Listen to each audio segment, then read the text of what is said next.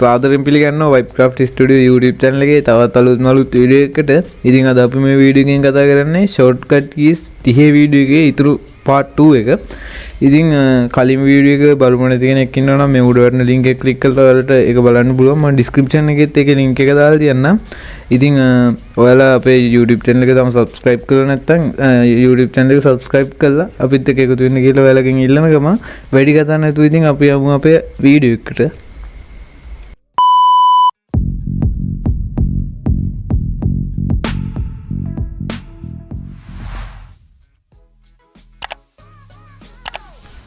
හරි ඉතින් මම ඔයාලට කිව්වා ගිය සැරේ වීඩියෝ එකේදී මේ සැරේ වීඩියෝ එකෙන් ටිකක් ඇඩ්වාන්ස් විදිහේ shortcut keys ටිකක් කියලා දෙනවා කියලා. ඒ වගේම කිව්වා multitasking වලට ඕන වෙන shortcut keys ටිකකුත් කියලා දෙනවා කියලා. ඉතින් අපි බලමු ඉස්සෙල්ලාම multitasking වලට ඕන වෙන shortcut keys මොනවද කියලා. හරි ඉතින් අපි බලමු multitasking shortcut keys පාවිච්චි කරන්නේ නැතුව කරන්නේ කොහොමද කියලා ඉස්සෙල්ලාම ඔයාලට මේ ඔයාලගේ task bar එකේ පෙන්වනවා ඇති මෙතන task view කියලා පොඩි බටන් එක. මේක ඔයාලගේ ඇප් වෙලා නැත්නම් ඔයාලට පුළුවන් ඔයාලගේ task bar එක උඩ right click කරලා මෙතන show task view button කියන එක උඩ click කරාම මේ task view button එක ඔයාලගේ task bar එක උඩ මේ ඇප් වෙනවා. ඉතින් ඔයාලට තියෙන්නේ මේ task view button එක උඩ එකපාරක් click කරාට පස්සේ මේ විදිහේ desktop වලට පෙන්නනවා. අලුතෙන් මේ task view එකට අප එක්කෙනෙක්ට නම් ඔයාලට task view එකක් පෙන්වන්න එක මේ task desktop එකක් පෙන්වන්න එක නැති වෙයි. ඉතින් ඔයාලට පුළුවන් මෙතන new desktop click කරලා අලුත් desktop එකක් හදාගන්න. ඉතින් මේ තියෙන මම normally වැඩ කර හිටපු desktop එක ඔයාලට පේනවා. ඉතින් මේක මම පොඩි windows කීපයක් open කරලා තියෙනවා. ඉතින් මම මේ ආයෙ task view එක click කරලා මේ අනිත් desktop එක click කරාට පස්සේ මගේ clean desktop එකක් අලුත් desktop එකක් හැදලා තියෙනවා. ඉතින් අපි බලමු මේක මේ shortcut keys පාවිච්චි කරලා කරන්නේ කොහොමද කියලා. හරි ඉතින් multitasking වලදී ඔයාලට පාවිච්චි කරන්න පුළුවන් shortcut key එකක් තමයි Windows key එකයි tab key එකයි. එතකොට ඔයාලට මේ විදිහට අර task view එක ගන්න පුළුවන්. ඒකේ මේ desktop දෙක තියෙනවා. හරි ඉතින් ඔයාලට මතක ඇති මම අතන අර task view එකෙන් අලුත් virtual desktop එකක් open කරගත්තා. ඉතින් ඔයාලට virtual desktop එක open කරගන්න අර task view එකේ තිබ්බ මේ විදිහට task view එක මෙතනින් අරන් task view එකේ තිබ්බ මෙතන මේ plus icon එක click කරලා තමයි අලුතෙන් desktop එකක් හදාගන්න ඕනේ. ඊට වඩා ලේසි ක්‍රමයක් තියෙනවා. ඔයාලට පුළුවන් මේ විදිහට ඔයාලා desktop එකේ ඉන්නකොට control windows දාන D click කරාම මේ විදිහට අලුත් desktop එකක් හැදෙනවා. ඉතින් ඔයාලා දැන් ගිහින් task view එකේ බලුවොත් desktop තුනක් හැදිලා ඇති මේ විදිහට.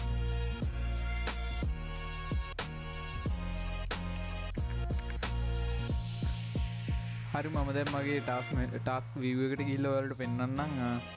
මගේ මෙතන මේ එක desktop එකයි තියෙන්නේ. මම වැඩ කරගෙන ඉන්න desktop එක. ඉතින් මම මෙතෙන්ට ගිහිල්ලා මෙතෙන්ට යන්න ඕනේ. අපි පාවිච්චි කරපු shortcut key එකෙන් අලුත් desktop දෙකක් හදාගන්නවා මම. දැන් ගිහින් බලමු task view එකේ මෙතන මම desktop තුනක් හදාගෙන තියෙනවා.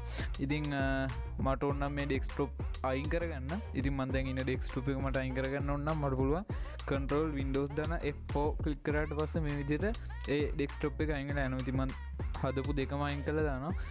දැන් මම වැඩ කර හිටපු desktop එකට ආවා. ඉතින් මම මේකේ task view එකට ගිහින් බලනවා.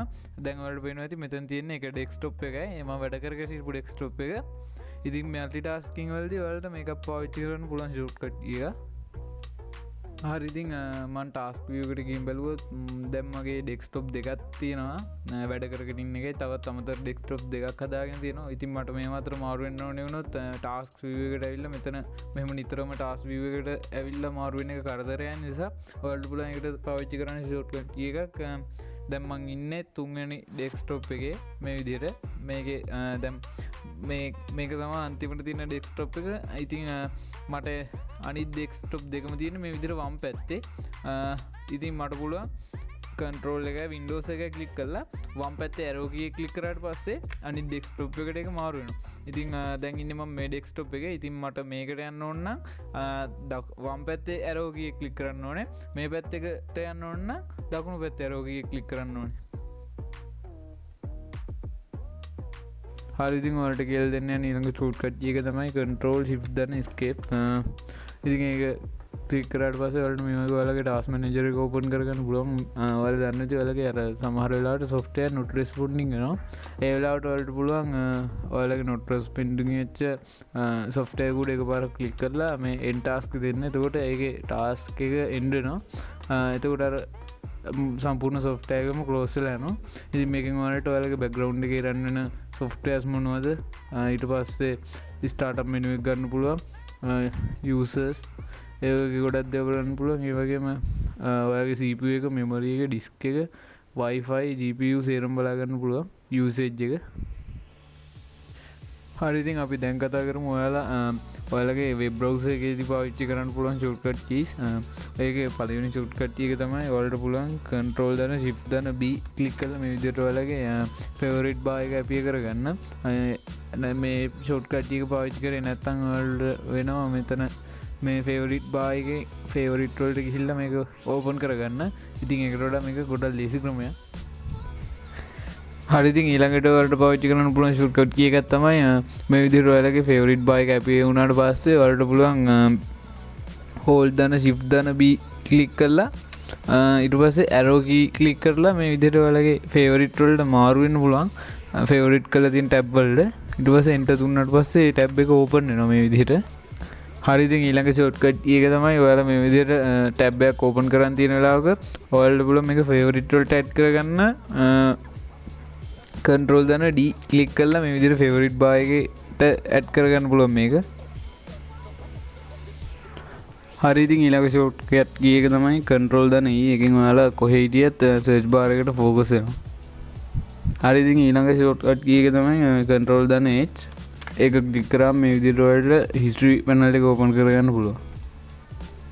හරි ඉතින් ඔයාලට කියලා දෙන්න යන අනිත් shortcut key එක තමයි මම මගේ file explorer එක open කරන් control shift දන N ක්ලික් කරාම මේ විදිහට ඔයාලට new folder එකක් ගන්න පුළුවන්. හරි ඉතින් ඒ වගේම තව shortcut key එකක් තියෙනවා. ඔයාලට මේ new folder එක මේ විදිහට ඔයාලට ඕනි folder එක select කරලා shift එක click කරගෙන delete එක click කරාට පස්සේ ඒක recycle bin එකට move නොවි කෙලින්ම delete වෙලා යනවා. හරි ඉතින් ඊළඟ shortcut key එක තමයි ඔයාලා අර PC එක refresh කරන්නේ මේ විදිහට මෙතන refresh දෙනවා. ඉතින් ඊට වඩා එක කරන්න ලේසි ක්‍රමයක් තියෙනවා. ඔයාලා එකපාරම මේක refresh කරලා ඊට පස්සේ F5 ක්ලික් කරාම මේක ඔටෝම refresh වෙනවා. හරි ඉතින් ඔයාලට පාවිච්චි කරන්න පුළුවන් තව shortcut key එකක් තමයි ඔයාලට ඕනි rename කරගන්න ඕනි file එක හරි folder එකක් හරි තියෙනම් ඔයාලට වෙනවා මේක උඩ click කරලා right click කරලා මෙතනින් rename දෙන්න. ඉතින් ඊට වඩා ලේසි ක්‍රමයක් තියෙනවා. මේක select කරලා මෙතන F2 click කරාට පස්සේ ඒක rename වෙනවා. හරි ඉතින් අද වීඩියෝ එකේ අන්තිම shortcut key එක තමයි ඔයාලට පුළුවන් ඔයාලගේ machine එක shut down කරගන්න. alt එකයි F4 එකයි click කරලා alt එකයි F4 එකයි මේ විදිහට click කරාට පස්සේ මේ විදිහේ dialog box එකක් කරනවා. මේක ඔයාලට පුළුවන් මෙතන මේ OK බටන් එක වටේ නිල් පාටලා තියෙනවා. enter දීපුවම ඔයාලා machine එක shut down වෙනවා. ඒ වගේම ඔයාලට පුළුවන් මෙතනින් ඔයාලගේ machine එක restart කරගන්න, sleep කරගන්න, sign out වෙන්න පුළුවන්, user account එක switch කරගන්න පුළුවන්. හරි ඉතින් අපේ shortcut keys 30 වීඩියෝ එක මේ විදිහට ඉවර වෙනවා. ඔයාලට කලින් වීඩියෝ එක බලන්න බැරි වුණා නම් අනිවාර්යයෙන් මේ උඩ link එකෙන් එක බලන්න. ඒ වගේම පහ description එකෙන් මම ඒකේ link එක දාලා තියන්නම්. ඉතින් ඔයාලා මේ වීඩියෝ එකෙන් අලුතෙන් මොනවා හරි ඉගෙන ගත්තා නම් අනිවාර්යෙන් comment එකක් දාන්න අමතක කරන්න එපා. ඒ වගේම මේ වීඩියෝ එකට like එකක් දාලා අනිත් අයට බලන්න share කරන්නත් අමතක කරන්න එපා. මේ වගේ වීඩියෝ දිගටම බලන්න අපේ channel එක subscribe කරලා තියාගන්න. එහෙනම් ඉතින් තවත් අලුත් වීඩියෝ එකකින් හම්බ වෙනකම් දැන්ට ගිහින් එන්න.